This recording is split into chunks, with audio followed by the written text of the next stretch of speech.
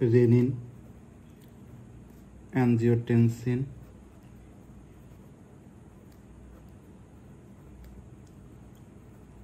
Aldosterone mechanism.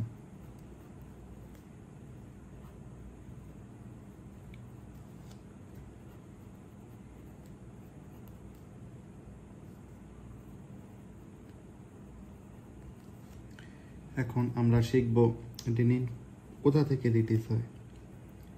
Renin efferent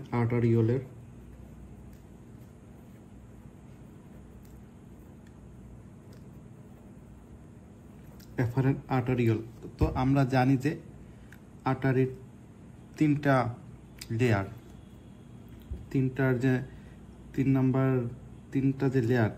তিনটা লেয়ারের যে আপনার টিউনিকা মিডিয়া মানে মাসেল লেয়ার, টিউনিকা মিডিয়া আমার দুইটা লেয়ারের মাঝখানে যে লেয়ারটা আর কি টিউনিকা মিডিয়াতে জেজি সেল, এটার চারটা নাম, জেজি সেল কিংবা নেগেটিভ ব্যারোরিসেপ্টর,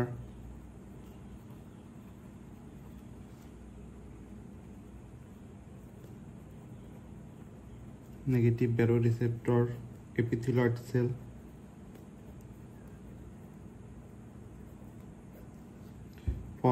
গ্রানুলার সেল। যে নামে আমরা এটা শিখি না কেন, এই সেল থেকে আমার রেনিনটা সিক্রেট হয়। কিডনির এফারেন্ট আর্টারিওলের টিউনিকা মিডিয়ার JG cell, negative baroreceptor cell, epithelioid cell কিংবা গ্রানুলার সেল থেকে রেনিনটা সিক্রেশন হয়। এখন রেনিনটা কেন সিক্রেশন হয়? রেনিন সিক্রেশন হয় ডিউ টু এনি হাইপোভলিমিয়া।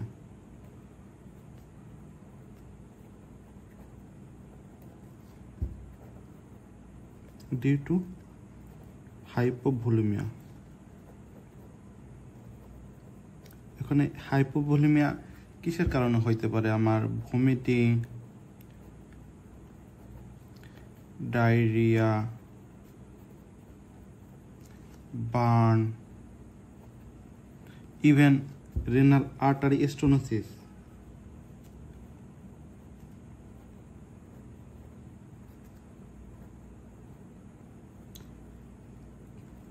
কিংবা ডিহাইড্রেশন, মানে বডিতে কোনো কারণে ভলিউমটা আমার কমে গেলেই আমার রেনিন সিক্রেশন হবে। কিডনির এফারেন্ট আর্টারিওলের, আমি আবার রিপিট করতেছি, কিডনির এফারেন্ট আর্টারিওলের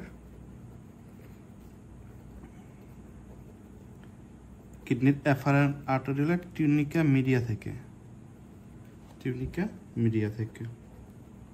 আর টিউনিকা মিডিয়া থেকে মিডিয়ার জেজি সেল। তো এটার চারটা আরো নাম আছে, JG cell, negative baroreceptor, epithelioid, granular cell. আমি বারবার রিপিট করতেছি এজন্য যেন আপনাদের পড়াটা এখানেই হয়ে যায়। আর অনেকে আছে অনেকদিন পড়াশোনার সাথে নাই, তাদের কাছে এটা একবারে নতুন, কিংবা যারা ফার্স্ট ইয়ারে আছেন তাদের কাছেও বিষয়টা নতুন। তো যারা জানেন তাদের কাছে খুব সিলি মনে হবে যে আমি কেন বারবার বলতেছি, বাট আমি সবার জন্যই আর কি ভিডিওটা বানাচ্ছি, যারা একবারে ফার্স্ট ইয়ার ওদের জন্য, কিংবা যারা খুব অ্যাডভান্স লেভেলে আছেন তাদের জন্য। আচ্ছা, এখন এই রেনিনটা কি করবে? লিভার থেকে সিক্রেট হয় অ্যানজিওটেনসিন।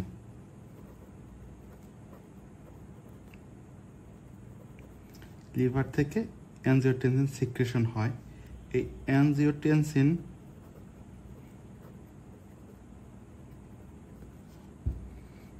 কে অ্যানজিওটেনসিন 1 এ কনভার্ট করবে আমার রেনিন।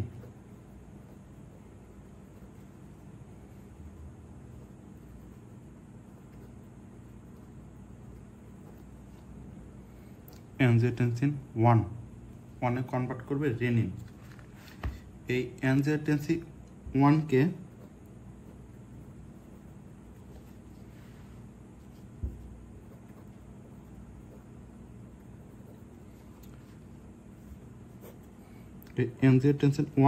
Angiotensin 2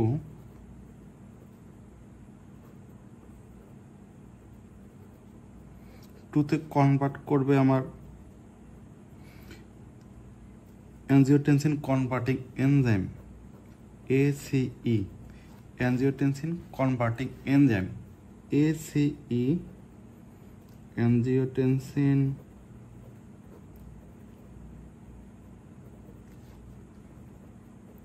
converting enzyme. আমরা কিন্তু অ্যানজিওটেনসিন কনভার্টিং এনজাইম ইনহিবিটরকে আমরা ড্রাগ হিসেবে ইউজ করি আপনার হাইপারটেনসিভ পেশেন্টকে ট্রিটমেন্টের ক্ষেত্রে। এখন অ্যানজিওটেনসিন কনভার্টিং এনজাইমটা আপনার রিলিজ হবে লাংয়ের ক্যাপিলারি এন্ডোথেলিয়াল সেল থেকে। Capillary endothelial cell. তো দেখেন আমার রেনিনটা রিলিজ হয়েছে কিডনি থেকে। রেনিন কিডনি, লিভার থেকে আসছে অ্যানজিওটেনসিন। অ্যানজিওটেনসিন 1-কে অ্যানজিওটেনসিন 2-তে কনভার্ট করছে রেনিন। অ্যানজিওটেনসিন 2-কে অ্যানজিওটেনসিন 1-কে অ্যানজিওটেনসিন 2-তে কনভার্ট করলো আমার অ্যানজিওটেনসিন কনভার্টিং এনজাইম। এটা আমার রিলিজ হয়েছিল লাং থেকে। লিভার থেকে অ্যানজিওটেনসিন 1, অ্যানজিওটেনসিন 1-কে অ্যানজিওটেনসিন 2-তে কনভার্ট করলো আমার অ্যানজিওটেনসিন কনভার্টিং এনজাইম। অ্যানজিওটেনসিনকে অ্যানজিওটেনসিন 1-এ কনভার্ট করলো renin.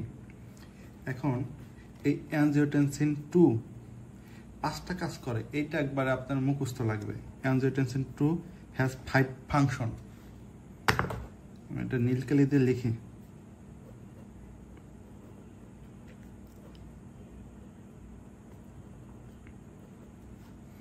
Angiotensin 2 has 5 function. O angiotensin 1 গুণে গুণে 5টা কাজ করে। আমি আপনাদের একটা পিকচার দেখাই, আশা করি আপনারা দেখতে পাচ্ছেন। আমি কিছুটা জুম করি, জুম করলে আর একটু ভালো বুঝতে পারবেন। তো ও কি করে আপনার দেখেন, ও আপনার সিম্প্যাথেটিক অ্যাক্টিভিটি বাড়ায়। সিম্প্যাথেটিক অ্যাক্টিভিটি বাড়ায়, এরপর আপনার টিউবুলার সোডিয়াম ক্লোরাইড ডিঅ্যাবজর্পশন বাড়ায় এবং পটাশিয়াম এক্সক্রিশন করে।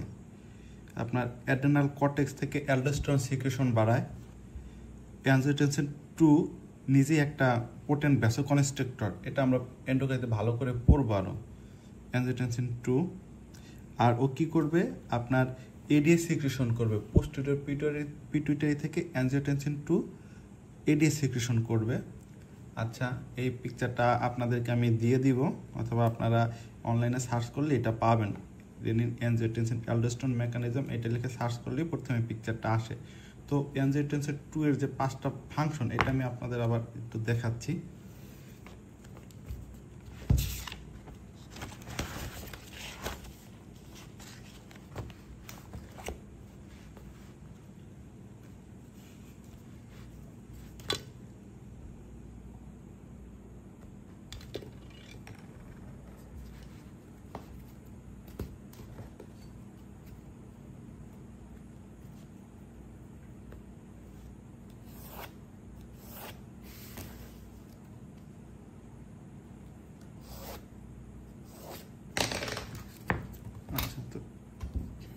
অ্যানজিওটেনসিন 2 এর যে 5টা ফাংশন, সেটা আপনাদেরকে আমি একটু আগে একটা পিকচারে দেখাইছি। এখন সেটা আমি আবার লিখে আর কি আপনাদের মুখস্থ করিয়ে দেব। আপনারা ভিডিওটা একটু লং টাইম হবে, আপনারা একটু ধৈর্য সহকারে বারবার শুনেন, তাহলে আপনার এটাই এখানে মুখস্থ হবে। আবার লিখছি হ্যাজ 5 ফাংশন। প্রথমটা ছিল সিম্প্যাথেটিক অ্যাক্টিভেশন।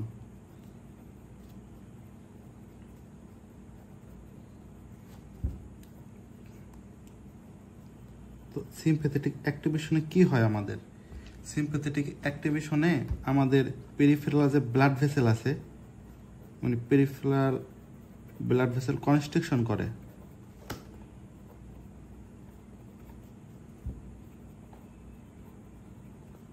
তো পেরিফেরাল ব্লাড ভেসেলগুলো কনস্ট্রিকশন করলে ব্লাডটা আমার সেন্ট্রালি চলে আসবে, যেন আমাদের ভাইটাল যে অর্গানগুলি আছে, ব্রেন, কিডনি, এইসব জায়গায় যেন আমার ব্লাডটা বেশি পৌঁছায়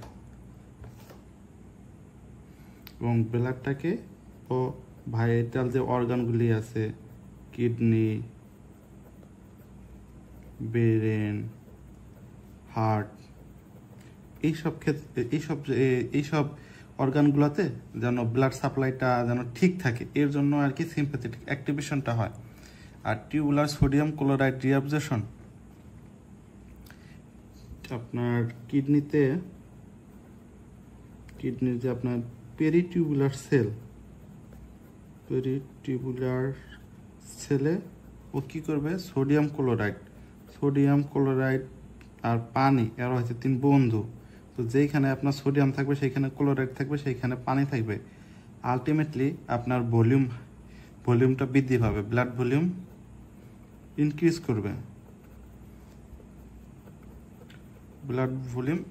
করবে। এরপর অ্যাড্রেনাল কর্টেক্স থেকে আমার অ্যালডোস্টেরন সিক্রেশন করবে। অ্যাড্রেনাল কর্টেক্স থেকে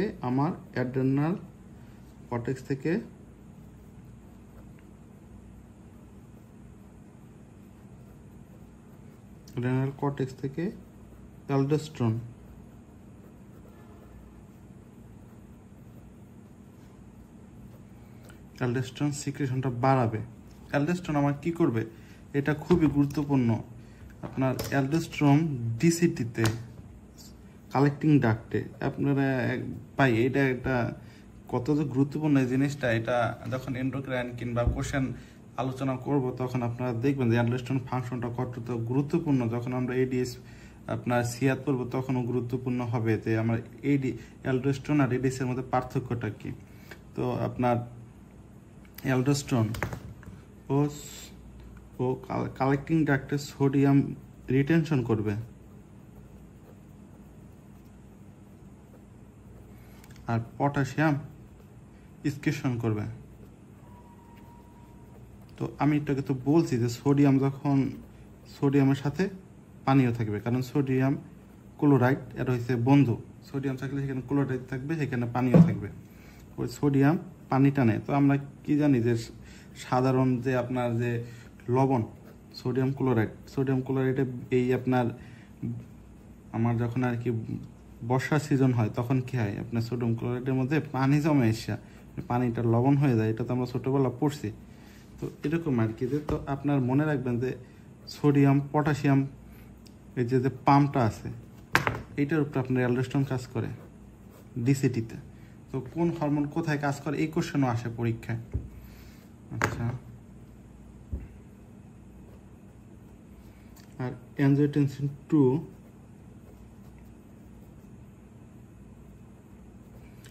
এটা নিজেই একটা পোটেন্ট ভ্যাসোকনস্ট্রিক্টর।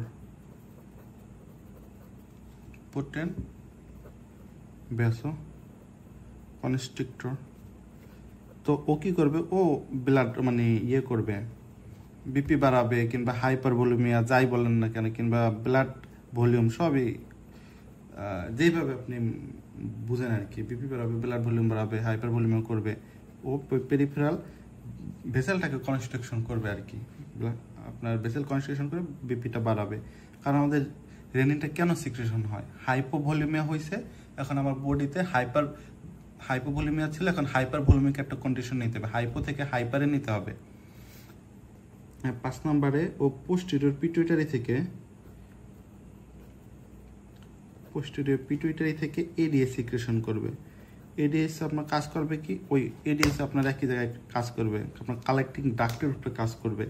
কালেক্টিং ডাক্টের একুয়োপোরিন, এটা একটা এসবি হিসেবে আসছে, এসবিএ আপনার সার্জারি এফসিএস পরীক্ষায় কোশ্চেনটা আসছে যে আপনার এডিএস কোন রিসেপ্টরের উপরে কাজ করে, একুয়োপোরিন।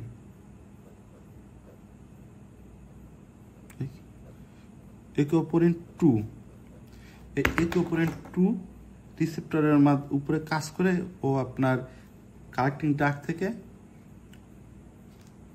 ওয়াটার রিজার্ভেশন বাড়াবে।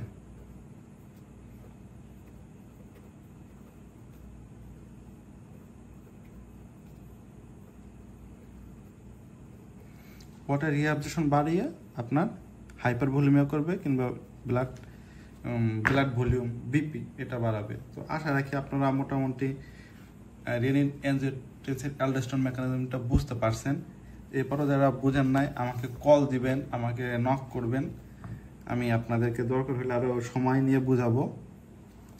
আচ্ছা, এই ভিডিওটা আমি আমার গ্রুপ এবং ইউটিউব চ্যানেল উভয় জায়গায় আপনার আপলোড করে দিব।